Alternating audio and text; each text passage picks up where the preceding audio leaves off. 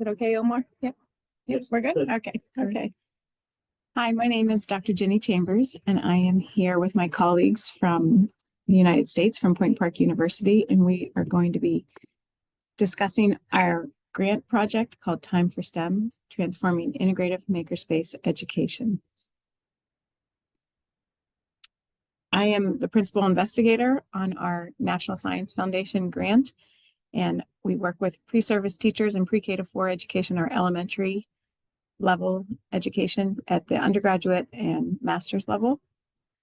I'm Dr. Cameron York, and I'm a co-principal investigator on the grant project. My name is Mr. Brett Belowitz, and I'm the Director of Digital Media and Outreach. So our National Science Foundation grant project, Transforming Integrative Makerspace Education for STEM Learning, we wanted to look at the quality and effectiveness of STEM education for our faculty who teach in the program, as well as our pre-service teachers. Those are the students who are enrolled in our elementary education program, and we are looking at it through makerspace education. So our research question that we have focused on over the last 3 years is, what do pre-service teachers, education students, School of Education faculty, and in-service teacher participants identify as areas of pedagogical growth in STEM learning and teaching in a makerspace environment? This is a 3-year project that we've been doing over the last, that began in October of 2021. And during year 1, we had faculty and in-service professional development. We did approximately 15 different professional developments through our community partners and our institutional partners at the university.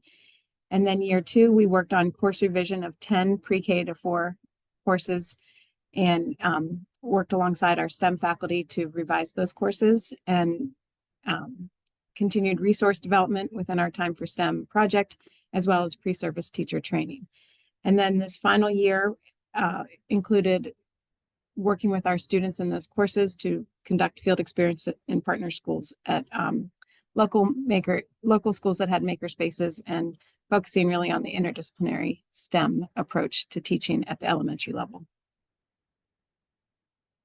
And so, as Jenny talked about, one of the things that we did during year 1 was faculty development. We recognized, as faculty, the shift in education, the innovation that was occurring in the schools, and that is really the reason we put together this project and applied for the grant through the National Science Foundation.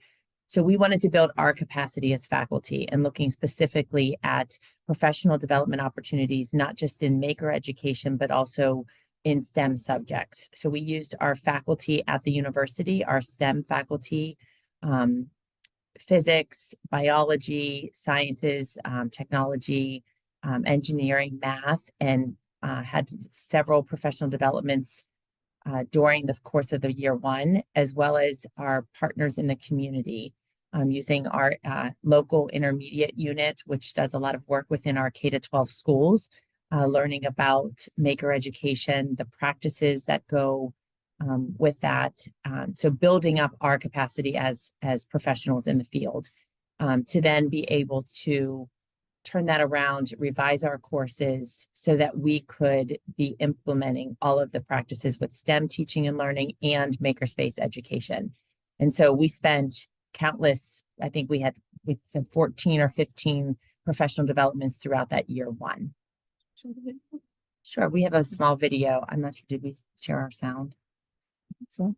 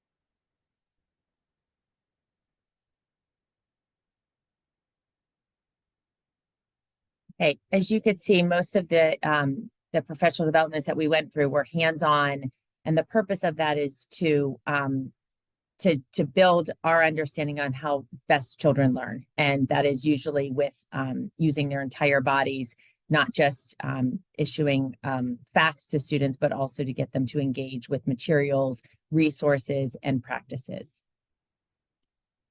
And so this brings us to what Maker Education, if you're not familiar. It's an approach that positions agency and student interest at the center of learning.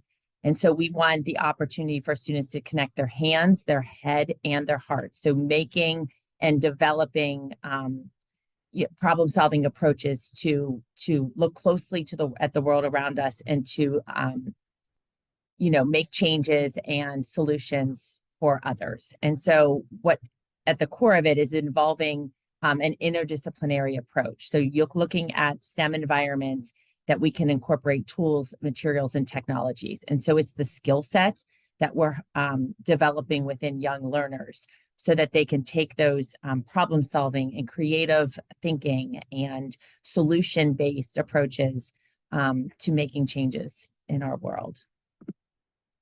And so the maker mindset that we're looking at, and if you just, these are just some graphics and different approaches, but we're looking for students that are ready to approach the world in a creative way to help the economy, to think divergently and outside of the box and become problem solvers, to become systems thinkers, how things attach to one another.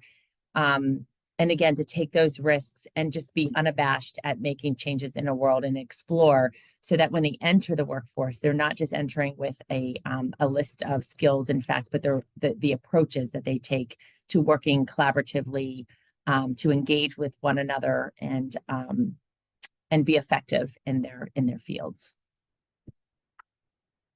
And so this is something that we use in education, Bloom's taxonomy. You know, at the very low level is remembering. And that's where we're talking about where you're issuing facts to students and just getting them to just remember on content and to understand. Maker approaches and integrating STEM teaching and learning brings us at to the top, that evaluate and create and developing the skill sets in students that they need, that they can actually make changes and to problem solve and to work collaboratively with one another to elevate what we do in the classroom, but to take that into other fields. So one thing that we focus on in our teaching and learning when we're talking about interdisciplinary STEM in a makerspace is the maker mindset.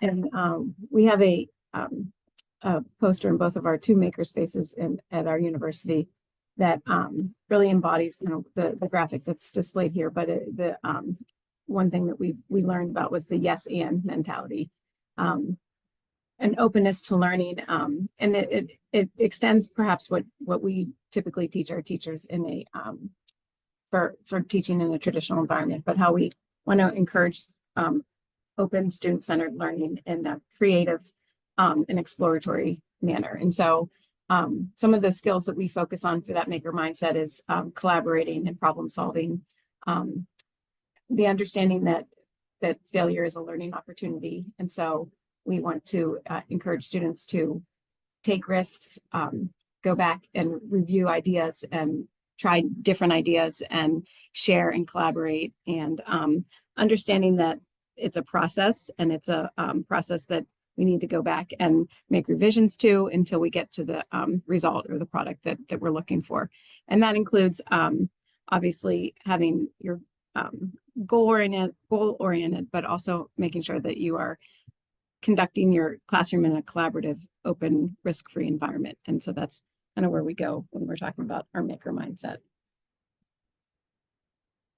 And then part of our project obviously is preparing our future teachers to be able to teach in a way that they can explore STEM learning in a maker environment, or also in their classroom. And so we developed a number of rubrics and checklists to help teachers and teacher leaders, as well as teacher educators, identify really how do you measure and how do you assess student learning in a maker environment. And so, like we've talked about before, that is very student driven. And so we want students to take ownership of their learning. We want students to kind of drive the projects that they are working on with their peers.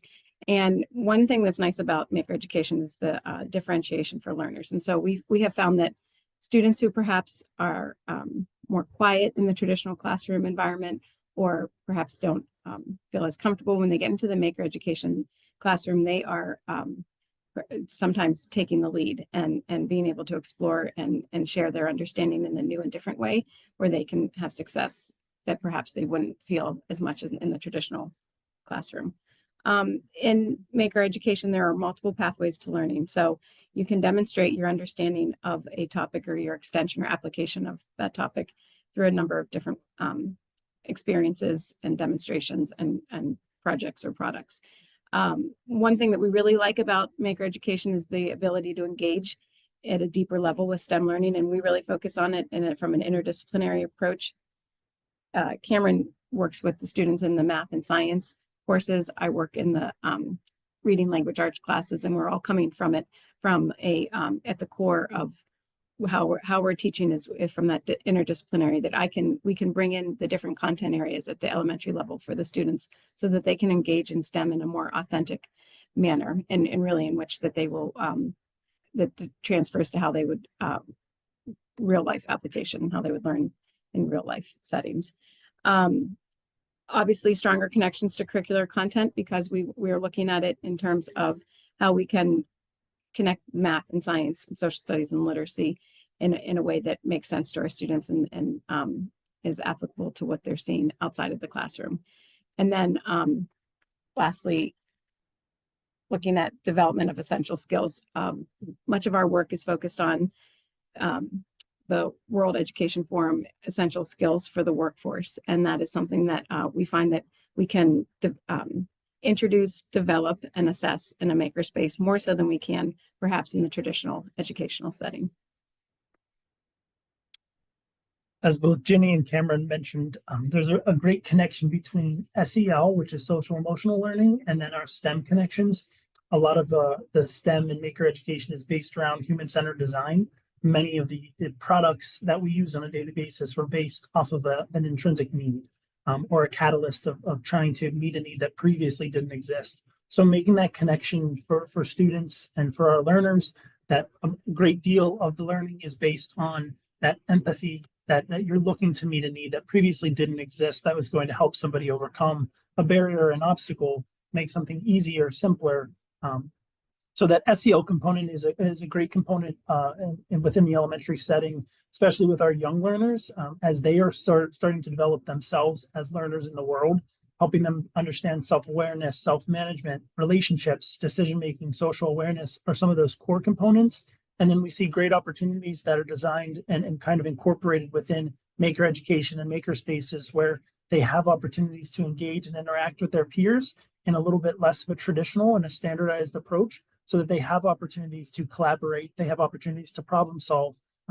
As mentioned, being the catalyst for their own research and design, letting them really kind of center the learning around what are their interests, what are their passions, what are their experiences in the world, and then hoping to use maker spaces and maker education as a way to opening new doors and new understanding and new perspectives that they otherwise previously wouldn't have had. Lastly, kind of brings us full circle, and the whole approach of this grant is to obviously begin that process of that maker mindset and that philosophy with our future educators. And then as those future educators are partnering with public schools and higher institutions, they are then working directly in the field of education. They are working alongside those teachers who are already existing within classrooms that they will one day be taking leadership of themselves. So it's a collaborative approach that the learning that they are doing is ultimately creating a mentorship program within the current educators in the system who previously didn't have these experiences with their own traditional certification process. And then again, to an even deeper level, then putting this education and this knowledge and these opportunities in the hands of the youngest learners is what allows this mindset to start from very early on, so that when they reach new challenges and new adversity, they'll know the strategies in order to meet those challenges and to overcome those. And that as they proceed throughout their lives and they pursue their own professional pursuits and passions, they will have that maker mindset that will ultimately allow them to be more successful. And the hope that we kind of close that gap and bridge that continuum for maker education and that maker model.